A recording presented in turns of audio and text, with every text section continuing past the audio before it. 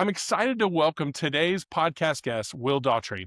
He's a new entrant into the MSP space, but already celebrates something that so many strive for, a 100% close ratio. So he's an outsider coming in, brings a different perspective, which he shares with you in today's podcast with the goal of helping you achieve exactly what he did, and that's bringing in far more than his fair share.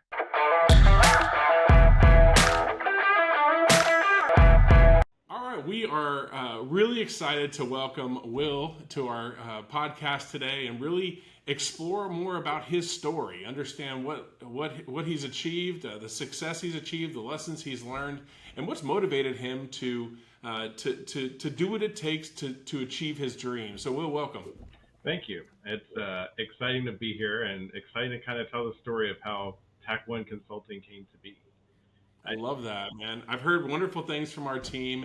You've got a great energy about you. Our team has a lot of positive things to say. They're very optimistic about the future and how you're embracing the opportunity to learn and grow and develop and achieve. So, Will, why don't you kick us off? Tell us a little bit about you, what led you to become an MSP, and tell us a little bit about your MSP journey so far. Yes, I'm going to go a little bit back in time. And I started in the MSP space quite a while ago, actually, at a copier company that decided that they needed to go into this space to help with their businesses. You know, we aim to be a paperless society, which may or may not ever come to be. So I got a lot of experience there and ended up working with a different MSP, which brought me to Tennessee, which I didn't know it, but what I kind of like hurtled me into the world of healthcare.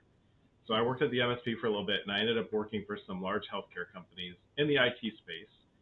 And one of the things that was super helpful is, especially in mergers and acquisitions, you're essentially managing multiple companies, even if you're under a single corporate entity. So kind of leveraging my knowledge to build and grow that. And I was fortunate to make a lot of amazing contacts through that journey. And last year, I was at a different healthcare company, which was private equity backed. And we had a private equity event. So I said, I think I'm going to take some time off and figure out what I want to do. It would be nice to have a little bit of a break.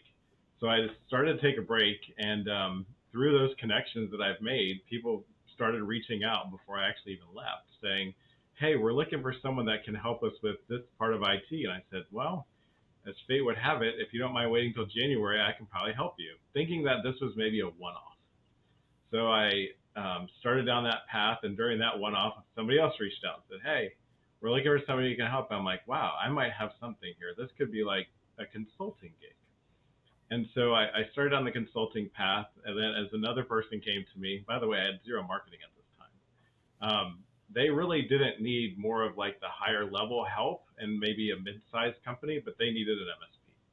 And I was like, well, I know a little bit about the MSP space, so let me go down that path. So that's kind of what brought me back into the MSP world. And I'm a little bit fortunate in that through my contacts, word of mouth has done phenomenal. But as I was thinking about it, diversity is the key to success. And if you're only an MSP, or if you're only a consultant, or if you're only reselling, hardware or software or something, you can't give a client the full need that they will have to be successful. And it's complicated for the client to work with a lot of people. It's frustrating for their AP team to have 28 invoices that maybe could be 2 or 3 or even 1. So that kind of brought me to Marketopia. I learned through this journey that there's all kinds of different paths that you can choose. And so I ended up choosing mostly consulting and now some reselling as well. But it's been a fun journey. Wow, that's inspiring, Will. When did it start? Tell me, when did you decide to leave the copier company? What's the January? What year? So I left the copier company over 10 years ago. It was a long time ago. Okay. It was January of this year, actually, that I started consulting. So it was June of last year that I left the company that was held by private equity, or I intended to leave. I actually left in January. So I kind of went right from one fire into another, but it's been a fun adventure. I think the other thing that is super important to success, and I really try and tell as many MSPs as I can, back when I was at Rico, which was over 10 years ago, the idea of IT was really more of a utility to a point. People didn't really understand it. People didn't really care. They just needed it to work. And while that's somewhat true today, I think the value that MSPs, resellers, anyone in IT can bring is understanding the business. If you can understand the business and speak the business language to whatever their problems are, you are much more likely to get them to re-engage you and have them help you find solutions, as opposed to them thinking you understand the bits and bytes, but you don't understand how their business works, so they need to go to these vendors. And what happens in that case is people will go to these vendors and not understand the technical pieces behind what they need, but they see this beautiful presentation. The PowerPoint works 100% of the time. It's promising utopia and unicorns, rainbows, all this stuff. But if their foundation isn't able to support whatever that is, then it's really kind of not a win-win. And really, everyone ends up losing after they sign the contract. Yeah, that's amazing, Will. So you're only 6 months in, not even quite 6 months into your journey at this point? Is that what the numbers wow, okay. I got to say, Will, that's not normal for an MSP to even be as mature as you are. Most MSPs take years to figure out how important sales and marketing is to their long-term growth because, like you say, they have the word of mouth that kind of gets them started and primes the pump and all of that. What's your background? Are you more of a business educated kind of person, or what's your background where you kind of realize the importance of non-referral, non-word of mouth type leads? So I think I thought back to a little bit of the businesses I was in. And in any business, no matter what it is, you have a sales team, you have a marketing team, you have an HR team, you have a legal team. And to be a successful business, all those pieces of the puzzle have to exist and they have to work together. Yep. And so while I've been super successful with word of mouth, at some point that's not going to continue. Right. You have to have a pipeline. I think the other interesting thing is, I'm pretty technical, which is good to a point, but at the same time, I am by no means a marketing or sales expert. I know a lot of sales pains from what I've heard in the past, but I just don't understand how to do that. And I think if you think about legal, kind of in the same boat, I don't pretend to be a lawyer. I'm not a lawyer. But if I have a legal question or a tax question, same thing, I go to those experts because they can solve the problem. And I think one thing that gets people a little bit in trouble is there's a cost for that. But 99% of the time, I think the cost of those professional services way overpay for themselves in either the revenue, the savings, the trouble you might keep yourself out of, whatever the case may be. Understanding that all successful companies have silos, whether we want to think about them that way or not, but you need an expert in those silos, that whether it's full-time, fractional, or as a service, to make sure you're successful. That's great. Wow. Man, again, Will, I've talked to a lot of MSPs, worked with hundreds and hundreds of them, and you're a rare air. I'll tell you, from my perspective, it feels to me like, MSPs are retention's important. Taking care of your customers is important, and there's no doubting that. Obviously, nothing replaces, if you get a customer and lose them 3 weeks later, nothing else matters. But it usually takes MSP years to realize that not every customer that comes is going to stay forever, and that word of mouth is going to get you to a certain point, but eventually it's going to basically be offset by customer losses. Once you get a base of 50 customers, there's always one leaving, every month or something. So you kind of have to replace it with new. And the net result is one of the, I think, travesties of our industry. And that is that great people, I think the average MSP business owner is a great person. The great people end up getting themselves in bad situations where they make less than they did when they had a job. They take on an enormous amount of stress because they can't hire people to take some of that stress away. It's basically them as a tech, maybe even, or them as the only person that's not a tech. No leadership, no managers, no senior level people, because they can't afford it, because they're not growing, and they get stuck in that $750K US to 1.25 range, and they literally will stay there for sometimes 20 and 30 years. And so the fact that you get it and you're going to bust through that really quickly is really inspiring to me. And I'll say that, Will, because I, as an MSP, my first year's revenue was $466,000. My second year revenue was about almost $1 million. and then my third year revenue was over 1.5 million. So I got past that 750 to 1.25 in a couple of years. And honestly, I think it's a little bit of dumb luck. I'm a business person. I have an MBA. I worked at Ernst & Young Management Consulting. I have an MBA from the University of Florida. So I kind of understand business. And I have that sort of natural sales type personality. I'm not as capable of an engineer as any I hired. Frankly, even my most junior level engineers were more technically astute than I was. So I had no choice but to understand the business and to sell, because I had to hire techs. I had a 2-month burn rate when I launched. So I only had enough capital to survive 2 months when I started my MSP. And so I think it's a little bit of dumb luck, in hindsight, I realized the importance of separating sales and service, but for me, it was required because I wasn't going to be able to be a tech. I had to hire those. So I got to give you some props, Will. It's not normal, and you should be proud of that. And what I will say is it will bode well for you. You're going to get, especially where you are now, you're going to get the word of mouth leads plus more leads, which means your sales should be incredible for a startup, Inc. 500 kind of numbers, hopefully here in the coming year. So talk to us. So you started. Talk to me about your sales and lead generation program now. Like, where are you? How many email leads do you get a month? What are you adding from a word of mouth leads? And then talk to me about other lead sources that you're getting now as well. Yeah, so I just started with the Marketopia group, so we're in the final stages of putting that together. I'm somewhat optimistic about what will come. Time will tell. Really, every lead I've gotten has either come from a text from someone I knew or from LinkedIn. I think LinkedIn, and again, I'm not a social media expert by any means.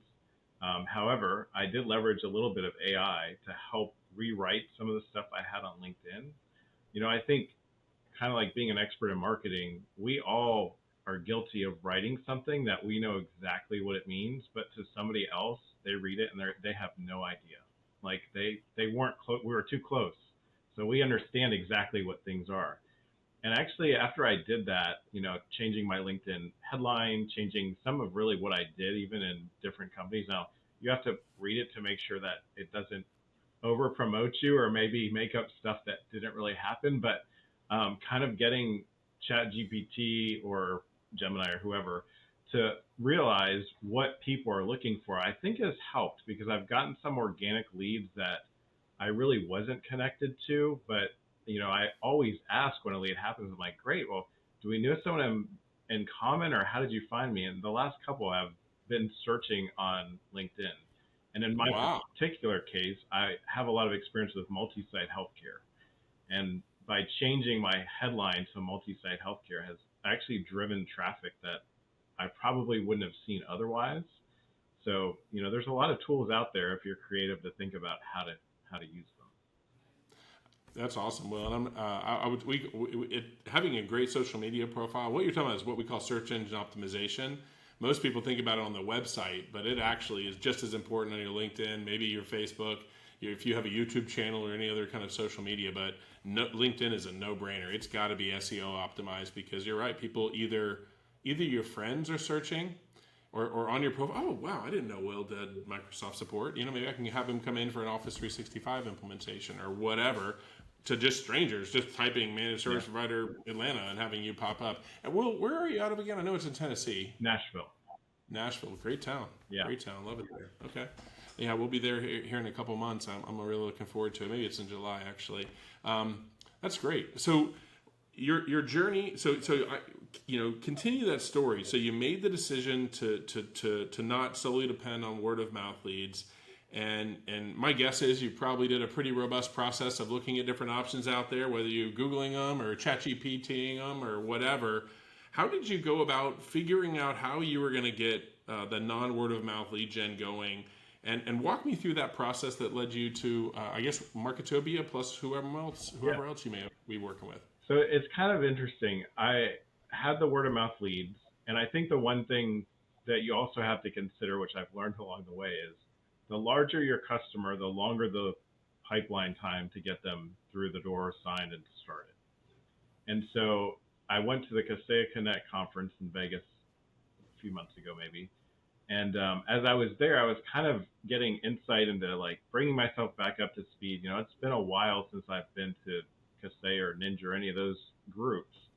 And I ran across Brian, and so we were just starting to chat. And top of my mind at that conference was one, marketing, because I do know there's a ton of opportunity out there, and again, I wasn't sure how I was going to capture it. And we really hit it off. Like, we had very similar ideas on what to do. He seemed open to trying things. I think it's good to have a background in something, but I'm also a big fan of the world changes every day. And I think you can find a lot of traditional ways that people try and market, like maybe just calling X number of people so often and hoping something hits. But finding someone like Brian that could explain the full marketing stack and kind of how we could attack things, and a little bit of openness, and like maybe we'll try this, and if it doesn't work, we'll try that. Like, I think you have to be open to pivot, and also open to hearing like what's current today. Because as I thought about a marketing partner, I wanted to find someone that was both current today, but also always looking ahead. What happens today is great, but what you might need in a year, 6 months is probably different. So you need an expert in that space to keep you where you need to be. To your point earlier, I created a web page. It's like the second thing I did when I started my LLC. And I actually used the most basic web page possible, because at the time it wasn't really ultra important to me, because I didn't think I would get many leads that way. I don't feel that most people are going to Google and typing in like IT Nashville and hoping for a spot. And if they are, I would suspect that some people are paying a lot of money to Google to be at the top of the page. So I did create a page. I think you have to have one. But to your point earlier, I think more things are happening on LinkedIn. More things are probably happening by people watching YouTube, and looking at topics that they're interested in. I did, as I was thinking about what to post to LinkedIn to drive some traffic, my feed is always full of IT stuff and what's coming, and it's super technical generally. To like Google stop accepting email without DMARC records.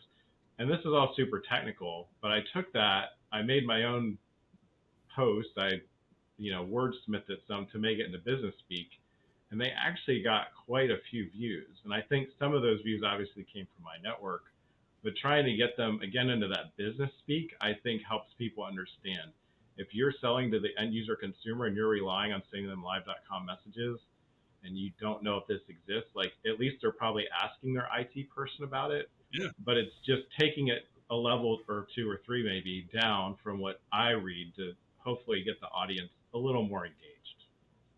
Oh, that's great, and I love that. We love, even when we send material on your behalf, we definitely recommend you to put your thought leadership out there and get that out there, because you're the brand at the end of the day.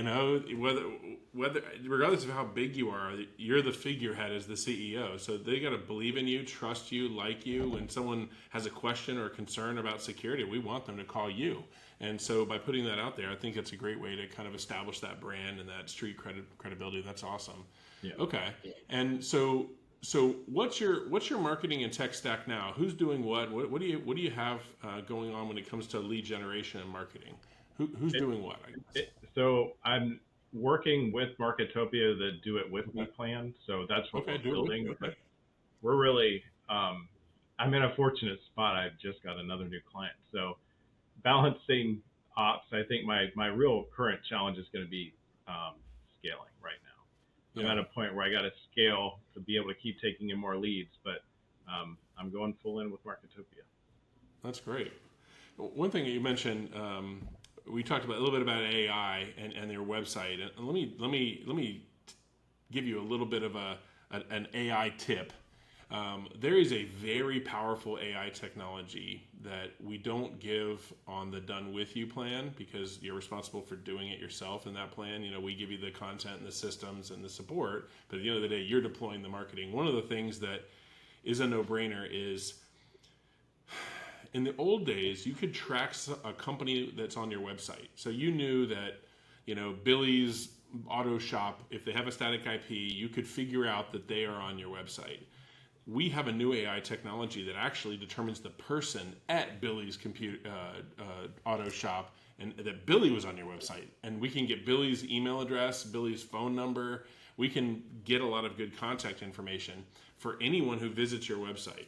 So I would encourage you to invest in a great website with search engine optimization. And normally that has a really long tail. Like the value from a great website and great SEO can take 6 months, 9 months, even a year down the road to see, because it takes a while for Google to give you the love.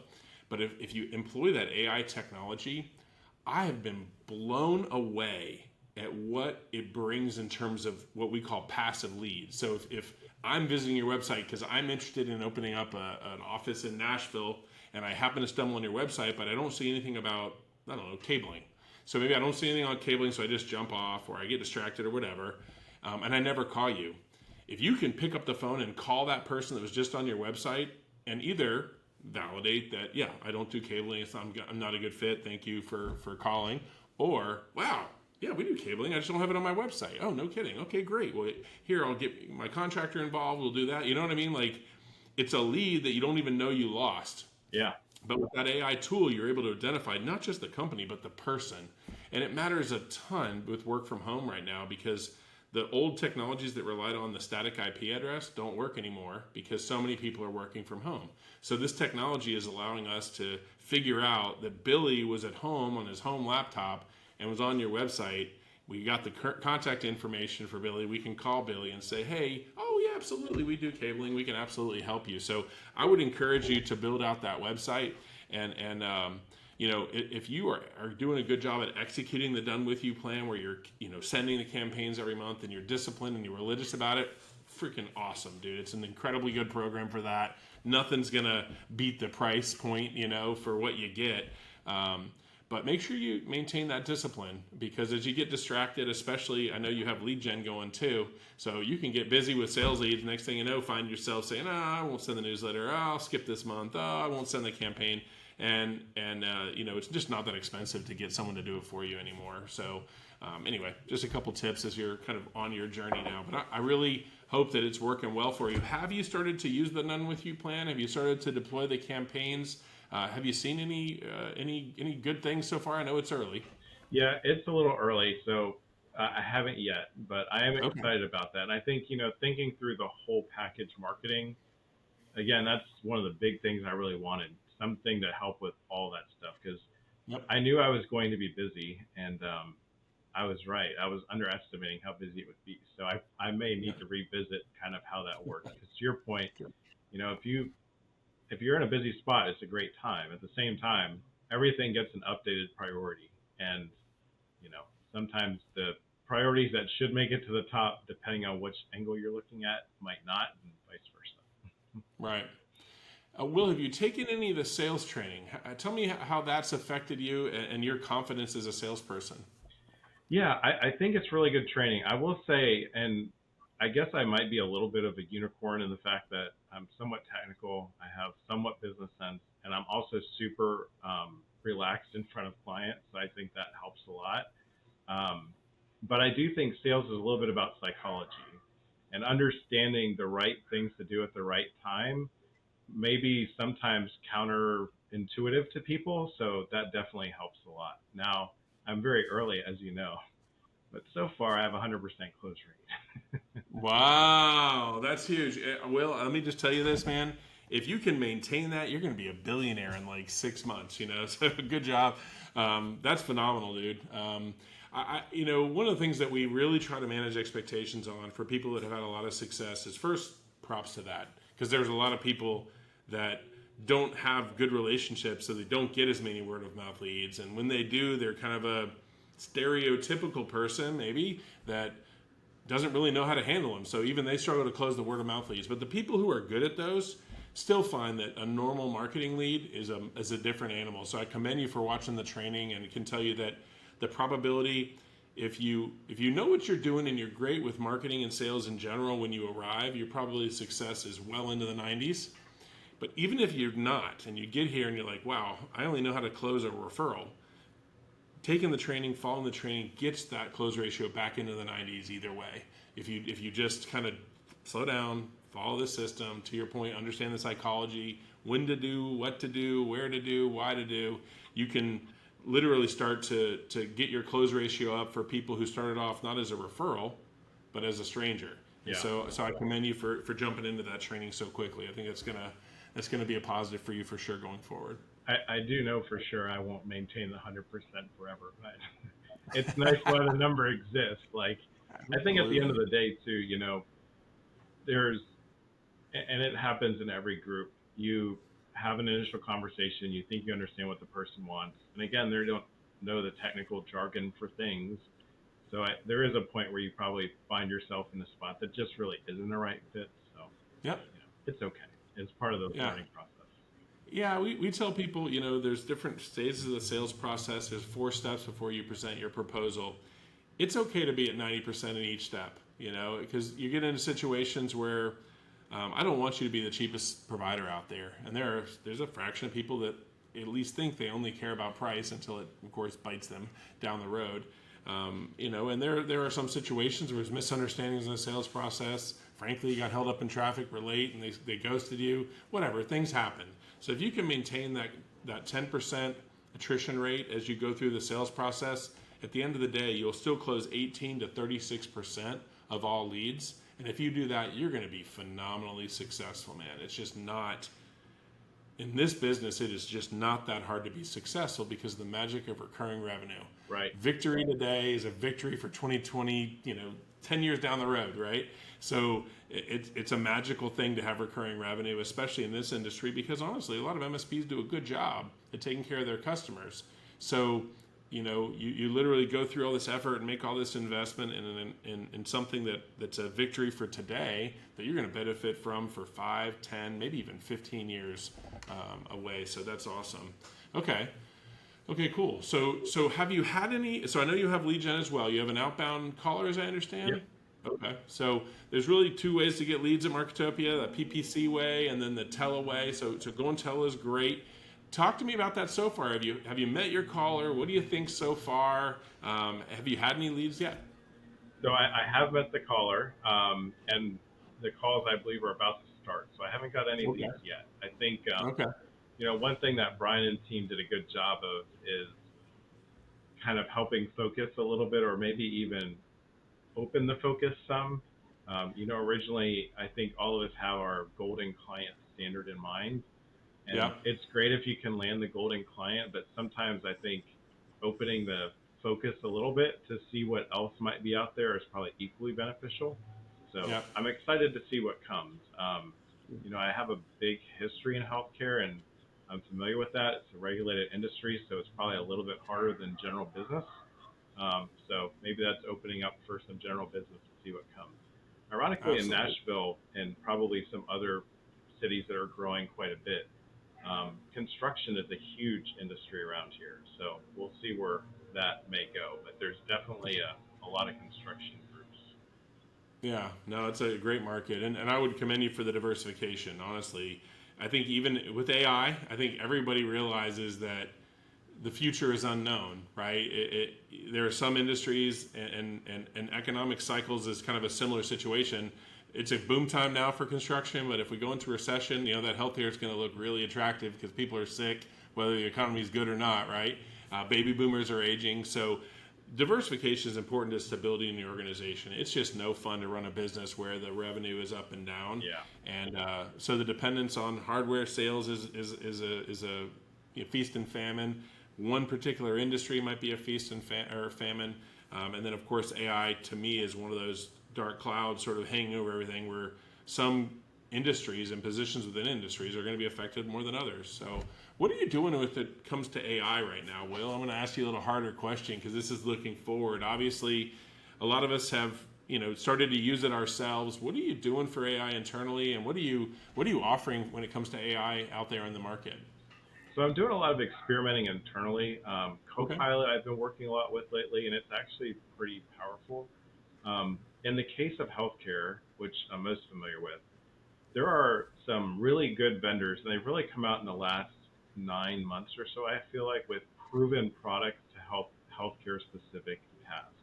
And healthcare, if you don't know, is very paperwork intensive. There's a lot of traffic between the insurance companies and the doctors themselves. and even between like labs and lab groups and providers. So there's a lot of data that moves back and forth, and there's a lot of interesting AI out there that will take some of that physical manual labor off and put it into the flow. So from that point of view, there's some partners that we've engaged with to see kind of where it goes.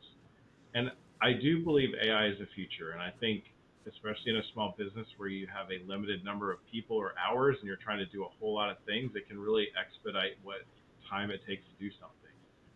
I really do believe, however, robotic process automation or just automation in general is something that is a little bit overlooked. And I feel a lot of success for me has come from leveraging those robotic process automation tasks. And the easiest one to understand for any business, no matter if they're a roofing company, a hospital, or a auto manufacturer, is onboarding. We all do our best to make onboarding as simple as possible, but the reality is, no matter what, there's multiple systems, there's multiple rules, there's multiple things that have to happen, and there's so many places where that's still manual task. And what happens is people make mistakes because humans make mistakes, and it just creates a bad experience for the new employee, which then creates bad taste for the manager, which then like makes a bad mark against IT. Right. And I think it's easier said than done. But as an easy example, where people have a lot of different teams groups or distribution groups and things like that, it's sometimes you can make a dynamic group in Office 365, but if you have to translate that into another system that maybe is a hosted system you don't have access to, those are really where those robots can shine. And Right. it's not free, and it's also not maintenance free. You have to keep it maintained as things change to keep it up to speed. But I really feel like that's an area that is was hot for a little bit and kind of got quickly passed to AI. I think it's also a great partner to AI because if your AI is doing stuff, it's got to have a way to get it somewhere else. So it's a long way of saying I've done a whole lot with RPA more internally. AI is something that's definitely a hot topic, and it's definitely something we're exploring. I think for most clients that are, say, under 1,000 users, it probably makes the most sense to partner with somebody and kind of get in tune with the market to understand here's Yep. the right partner for this type of group, here's the right partner for that type of group, and make sure that they have a compliant with whatever the regulations are in that industry, but also a proven track record. I feel like there's a lot of groups in the market right now that, while they may sound great to the business, really do need a little bit of pushing from the tech to understand like how does it really work? Is it Right. truly AI or is it really just kind of an automation? Is it really successful or is there a really high rate of errors and failures? Right. Those are the things that people don't think about, but becoming that trusted partner will help you be the link between them. One, make sure it's a successful integration, and you can build good partnerships that way. Yeah. Well, I think AI is the single greatest opportunity for MSPs in history. I think it's bigger than cloud. I think it's bigger than cybersecurity, and frankly, I think it's bigger than the computer. And the reason when I say the computer, the personal computer, because what I see is MSPs playing a critical role to helping all SMB companies embrace AI. You know, including agentic AI and robotics. The future employees are going to be managed by IT. At least mostly. Obviously, HR will have a role in the virtual employees, but those agents and those robots are going to be managed by somebody. And I think the MSPs are uniquely positioned to own that. I had a great meeting yesterday with an AI creator, and he's having a heck of a time getting into small businesses. He has a great product, but it's really hard it's expensive and difficult to go that last mile and talk to the small business owners. And I explained to him that the MSP is the reason why. They own that relationship. When a small to medium-sized business has a technology need, they turn to Will and say, Will, what do you think? Yeah. So Will's in a position where he's going to be the gatekeeper of technology into that customer, as long as he embraces AI, that is, and can be in a position to recommend, to make a residual income stream and to wrap managed services around it. So I'm super, super excited about what AI brings the MSP market over the next 5 or 10 years. After that, God knows, right? Who knows where that's going to go? I think we all might be, on if the fantasy dreamers have their way and it ends up being the case, then obviously we'll all be drinking Mai Tais and the robots are doing all the work. But I think for the next 5 or 10 years, it's going to be a tremendous multi-trillion-dollar opportunity, and SMBs are uniquely positioned to be the beneficiary of that trend. So I encourage you to keep going and go deeper and do more. And Marketopia will be there. They'll have, for the done with yous, there's going to be campaigns in there to send to get AI leads. There already is, but we're going to have a ton more of them because we see it as a ocean of opportunity, and we intend to make sure that the Marketopia clients capitalize on that. So great job embracing it for now.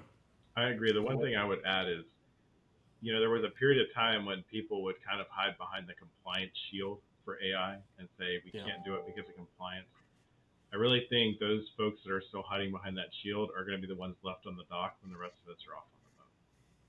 Totally agree. It's natural, right? It's change. We all kind of want to not change naturally. I think it's nice, our little worlds, the way we have it. I don't think AI is something that you can pretend doesn't exist, because I don't know about you, but I have been blown away at the pace of innovation in AI. To your point, in the last 9 months, well, in the normal system development lifecycle, of yesteryear, before AI, things happen in months and years. And now I feel like new solutions are coming out every day, every week, every month, and what's impossible today might be the de facto standard in 6 months. And it's amazing. So you got to have your head on a swivel a little bit. Never get too compliant with the tech stack that you're recommending, because new stuff's being invented every day. And I think that's only going to get faster and faster and faster. So I actually think that's an opportunity for an MSP as well. It's like, hey, listen, Mr. Customer, I understand that you're happy with Copilot, for example, but did you know about Copilot Pro? What about ChatGPT Teams? Have you looked into, maybe this virtual AI tool I was telling you about that identifies the people on your website? There's so much more to be had and to pivot and to listen and learn to. And, I think it's an opportunity, Will, for someone like you to make millions in the coming years and have a phenomenal amount of success. I think the one other thought I have is, I met not too long ago a doctor who had used AI to create a chatbot where his staff could ask certain things to kind of take the load off of him, or his peers, where he was an expert in a specific specialty. And I think that proves two things. One, the power of the tool, but more importantly, the barrier of entry to doing something in AI sounds high because it's such a powerful tool. The reality is, people who aren't an IT person are figuring it out. And we, as MSPs and business IT folks, have to figure out how to help enable them, but also make sure they're in the guardrails of security, but still, do the same thing. I think an end user has an expectation, rightfully so, that their technical folks are equally, if not more, technical in whatever the current foundational technologies are. It doesn't mean that we'll be an expert in that medical type of specialty, but we should be an expert in how to enable them to use the technology to enhance their business. Totally agree.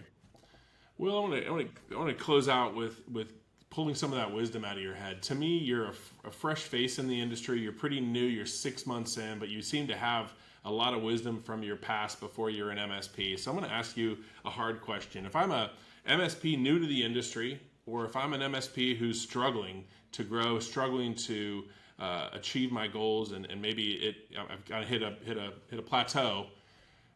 If I said my goal is to make $5 or $10 million and I exit my MSP, if that's my goal, right? Like, most of us don't get in this for the charity. We want to make some money and have a comfortable retirement.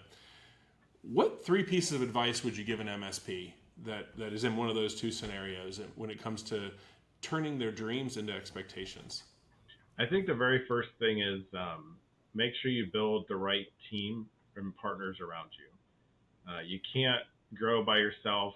We all think we're experts in stuff, but if you can listen and find the right people, they will guide you in the right direction. And sometimes our thoughts, while they sound logical, just don't really work. So you have to have that.